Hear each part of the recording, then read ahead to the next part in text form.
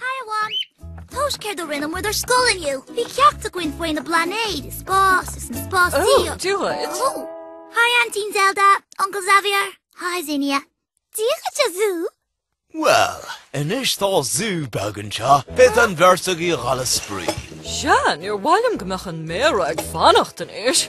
Slán sin í a stór. Slán sibh, bíocht sprí agaibh. Slán a stór. Well, Zinnia, ceir what lá déanamh? Well, tois a gum, im roiig muidal féistena ón spás. Beg misha ma ha scéirí spás, is féidir tosa bheith mar bheith slám ón blané gorg. Tá mé géirí cleacht a Damhsa. Damhsa? Se, chuir mé isteach ar an gomórtas Damhsa, is buachaí mé. Sinna déir dad, agus síní agus lú, agus síní agus dún. Ban trí las pusa. Misha, Damhsa is do chalíní.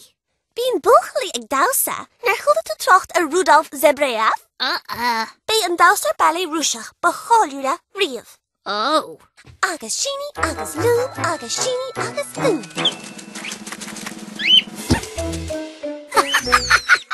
Ní údar garda é bailé a zoo. Ní raibh mé a gcóir a flút Zinnia.